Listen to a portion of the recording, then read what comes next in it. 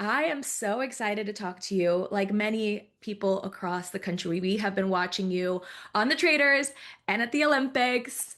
First, you got to hit the Traitors. So you made it to the finale, which is huge. I know. Looking back, what was the biggest strategic lesson you learned from playing the game?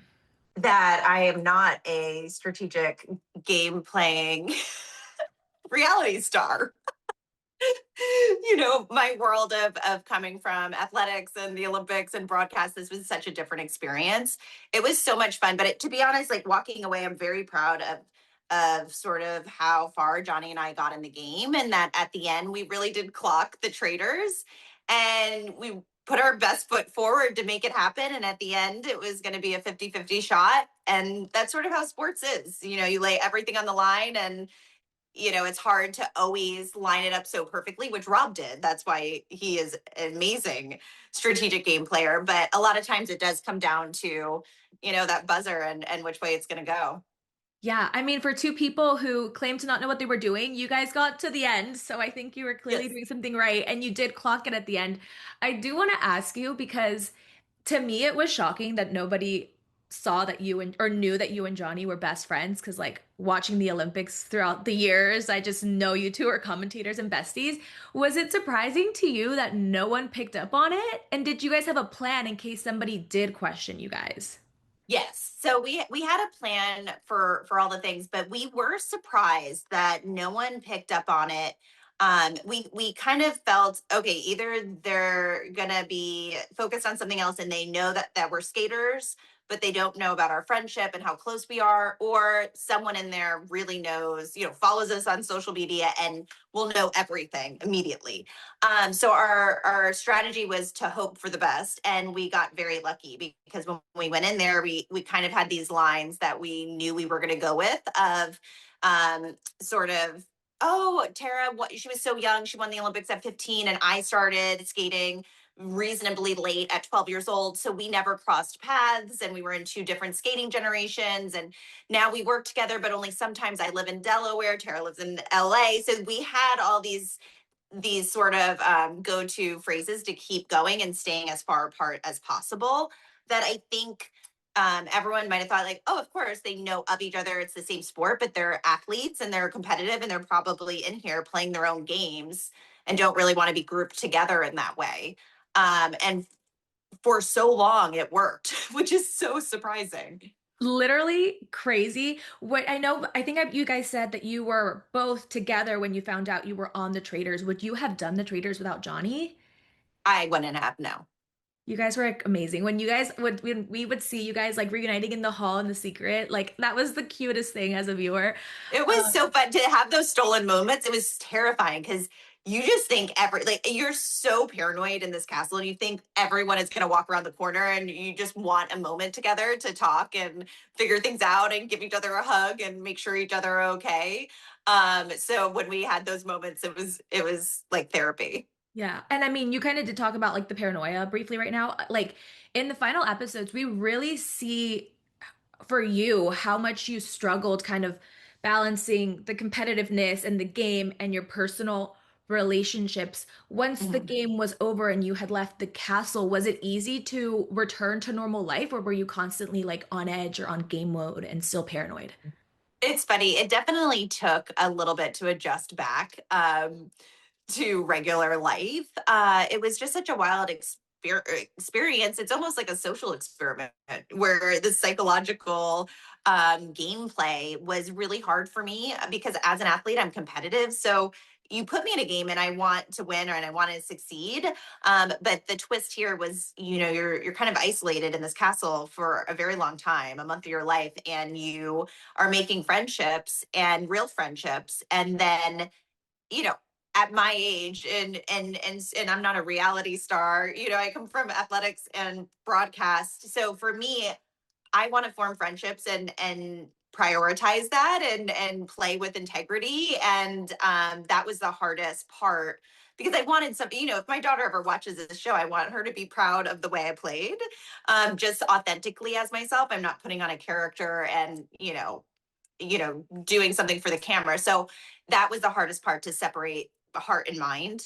Um, and try to stick to the gameplay that we had and the game plan we had while, you know, having unfortunately to hurt people's feelings. I don't know how you guys do it. I would have such a hard time. And you did go out swinging in the end. You should be very proud of yourself. Thank you. I have to ask you about Maura finding out Rob is a traitor.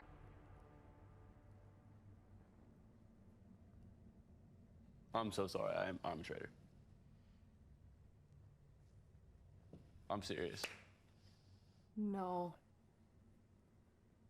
Are you joking? I'm not. I'm a traitor. I've been the whole game. I've been a traitor. As a viewer watching it, I my heart broke for her because we knew the moment was coming, right? But it still sucked. Like for you watching it, how was that? And were you surprised that he also turned on Eric? Because he could have just won still with Eric. Yes, I thought he was gonna go with Eric to the end. I didn't even think of that he was possibly gonna do that. But of course I was surprised. I mean, I went to Maura sort of twice in the final episode. So the first one I was very surprised because we had a conversation where she's like, "We're gonna do it. Eric is gonna be so surprised. This is gonna be crazy." And I went back to Johnny. I was like, "We just won, and we're gonna do it." And um so I was 100%, probably naively, but I really felt I was 100% that she was going to vote for Eric at the round table. So I was very shocked there. So it put me a little more on guard. But obviously, I kept going down that path because I could tell she was on the fence. And I really hoped that in the end, when she was looking at me and we formed a relationship and a friendship. I love Maura so much. So I had hoped that in that moment, she would have really seen in my eyes, especially since I was so transparent with all of my emotions. Who knew I was going to just go on reality TV and just cry and be as vulnerable as I was? But I was like, okay, so she knows that about me. Like she's going to see that I'm sure of this. But again, it's so hard. It's not her fault. She doesn't, like everyone's trying to make the right choice, and I just knew what was coming. So my heart was breaking for her and wondering what was going to happen when Rob actually had to say he was a traitor. I mean, now like that you obviously the game has ended, we know how the conclusion of it. Are there any hard feelings with you and anyone at the castle, or would you say you're on good terms with everybody? No, I feel like I'm on good terms with everyone. Natalie and I reconnected after the show, and I really respect and love Natalie. That was obviously the hardest round table, but it's an hour show, so you can only show so much. And what sort of happened that day was I did suspect Rob, but I had really, and I think it showed it a few times, wanted to do it the next day because we knew inside the castle there was a strong alliance going towards Natalie with Mark, Eric, Maura, and Rob. And Natalie and I tried to get Maura, but that was a no go. And then I went to Mark, and Mark wouldn't commit. And I said, I need you to commit because we need that. It either had to be Mark or Eric. And obviously, Eric was a traitor and was not doing that.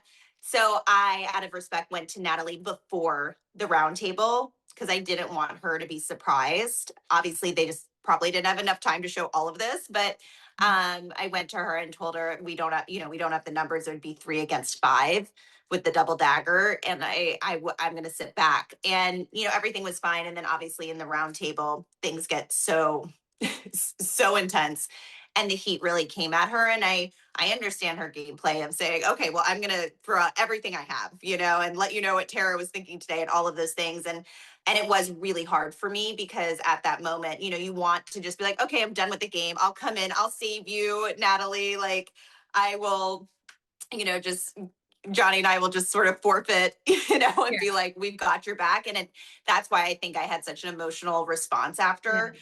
But at that point, I already knew she was upset and going to vote for me. We obviously didn't have any of the numbers, and there was nothing I could do. So I Yeah. felt that like between a rock and a hard place. And then obviously seeing her leave and seeing her upset. Again, it's a game, but when you see someone upset, I mean, that really Yeah. triggered a response in me. Um, and it was really hard. All of it was hard. It's not, no one in the game is put in an easy position because Rob kept saying this throughout the game. It's about the longevity, the long game of it. And like when you see the odds are against her favor, you have to be like, okay, well, to your point, I can't save you at this point. I got to save myself.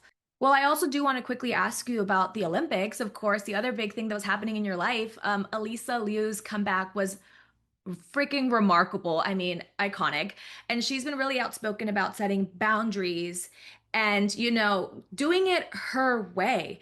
As a figure skater and as an athlete, how do you think she is reshaping women's skating and just the way athletes approach their sport in general?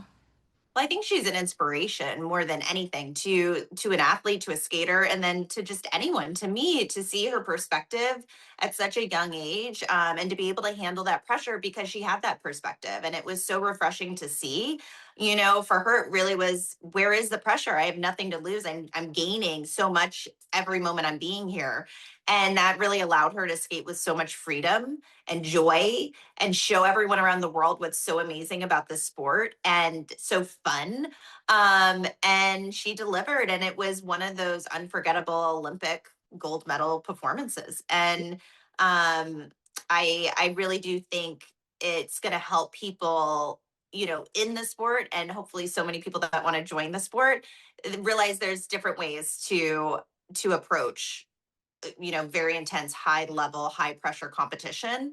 And I think her comeback is one that I've never seen before. She's doing it all on her own terms. And I think that made all the difference. Truly, truly. And of course, Team USA's hockey was very successful with both the men and the women. However, the men's team later on went and faced backlash about some remarks that President Trump made about the women's team.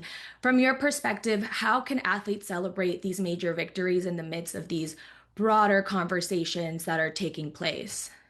Well, it happened with Amber Glenn and in figure skating as well. If you was kind of followed along earlier Yeah. in the Olympics, and I just think that athletes have a platform, and if you're following them and you're watching them, they're not there just to compete. They're people. They're able to voice their opinions and use their platform, and share their experiences. And clearly to feel like you can't is what makes me so sad. Yeah. For me especially, Amber Glenn, seeing what she went through in the beginning of the Olympics, almost having to shut down her social media. So I don't know, I'm very proud of her for the way that she's been so outspoken, and she's an inspiration and a leader.